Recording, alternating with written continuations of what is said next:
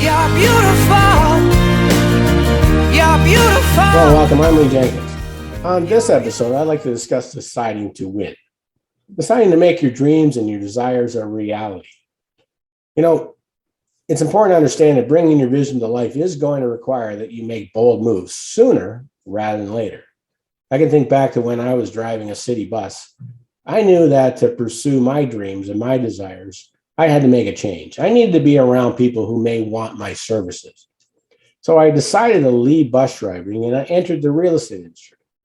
And well, as with any significant change in life, that internal resistance that we've talked about in a previous episode, well, it reared its ugly head.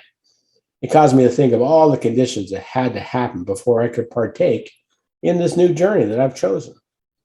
Now, what I know now is the best way to handle that resistance is ignore it. The real trick is to put yourself in the dream sooner rather than later. A good example here is if you want to be a world famous tennis player, don't think you need to do 50 things first.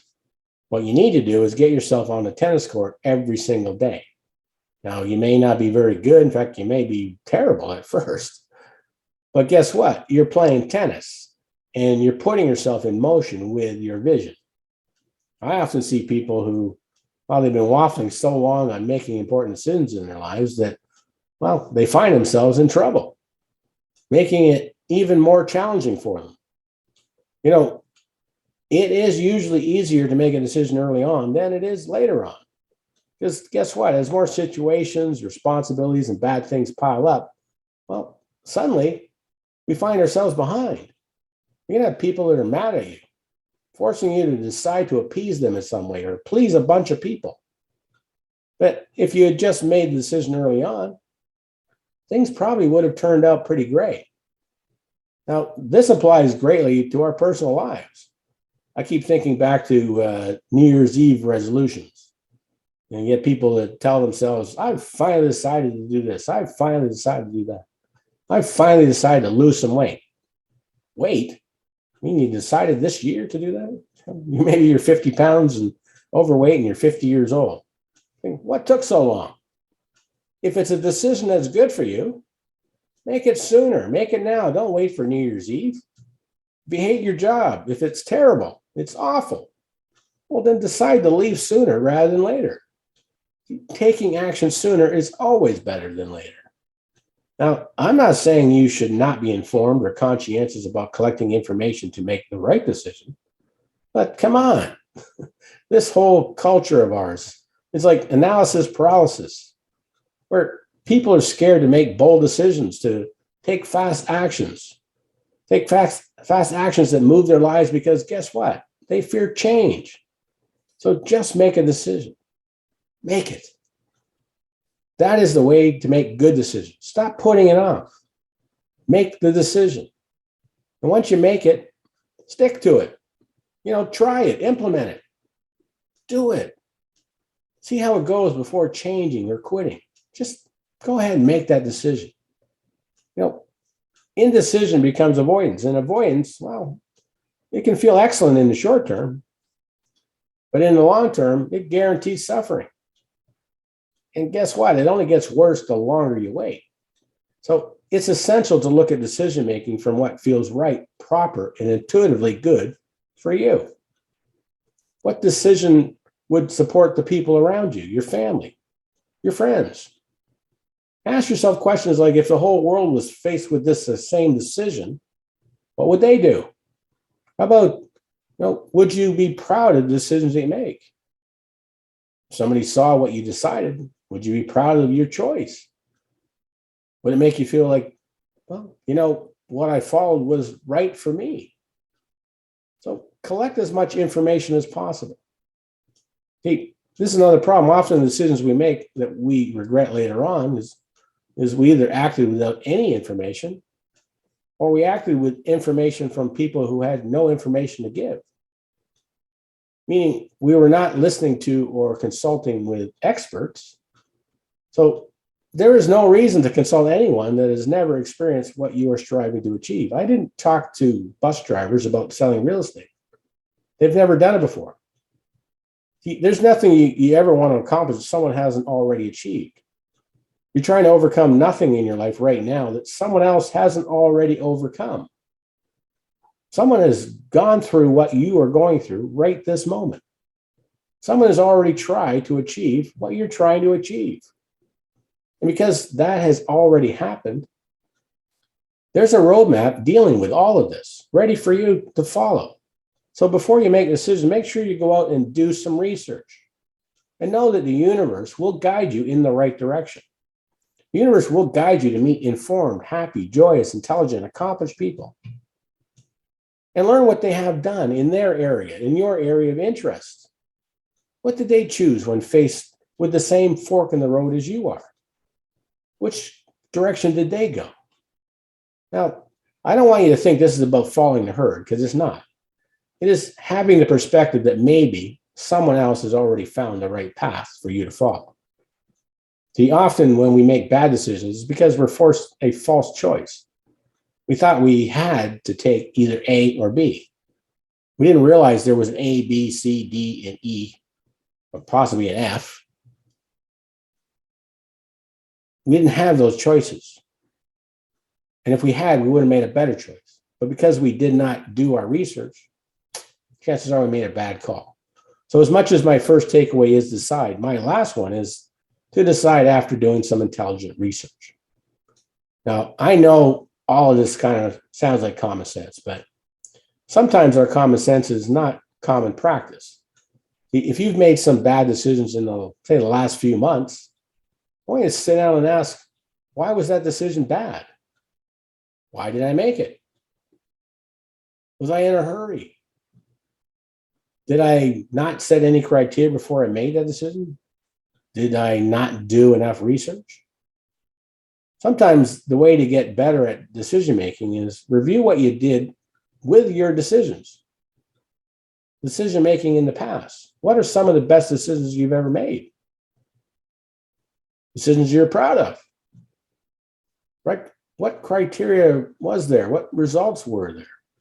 So go back and analyze those decisions. Well, what are the next big decisions you need to make that you've been procrastinating on? Think about it. Do a little research, no matter what it is.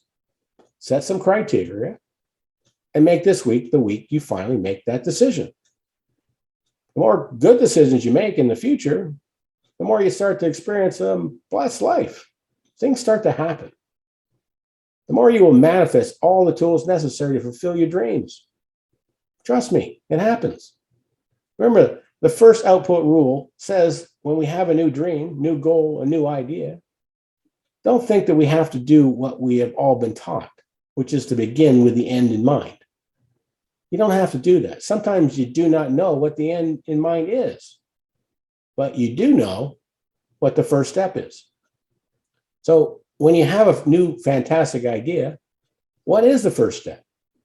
What is the first step you need to take to start on that path? The first step, the first output. Well, it's not necessarily research. What is the first output? Think about this. Let me give you an example. When I was studying with Bob Proctor, he said that the best business card you could have in any field was a book. So I said, I'm going to publish a book. I had no idea how to do any of that. That was my new big idea. And guess what I did not do? I did not say, well, I better figure out the entire content of the book, then decide everything I was going to do with it for the rest of my life. See, I didn't begin with the end in mind. I didn't do that. Instead, I asked myself, what first step would allow me to reach my goal? Okay. Well, the first step, start with what you know. Now, I always love quotes of inspiration and motivation. So I started collecting as many quotes on many topics from some of the most inspiring people of all time.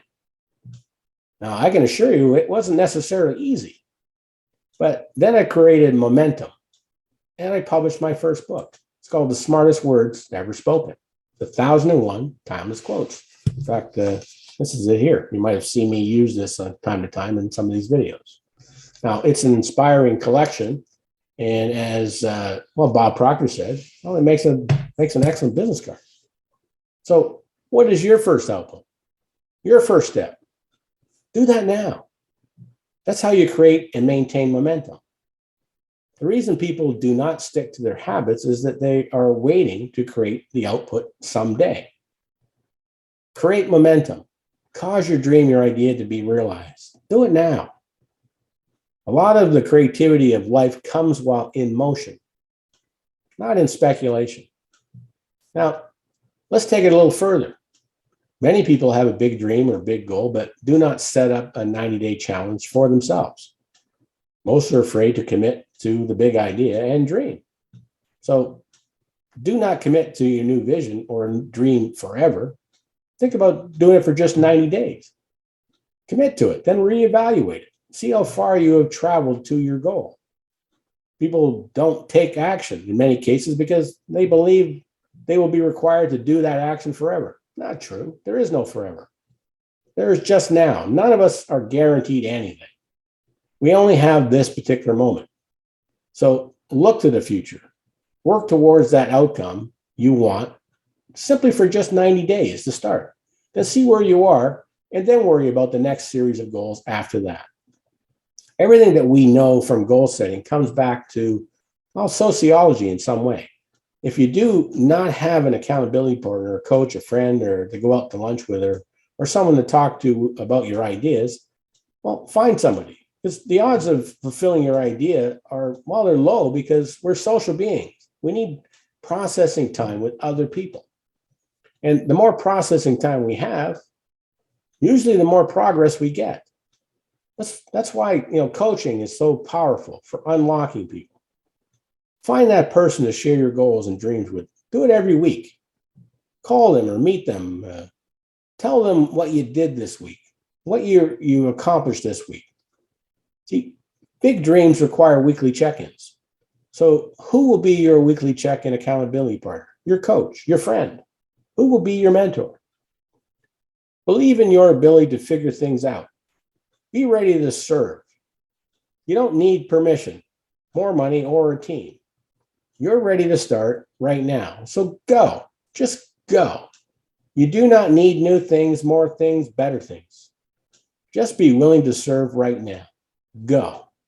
I encourage you to just start. Go. Know that the key to making things happen comes when you resolve to see things through to the end. Just start. Well, that's going to bring us to the end of this episode. I truly hope you gain some insight on making decisions. I hope you decide to move forward. And if you would like more information on this or other topics, I encourage you to visit my website at liamjenkins.com.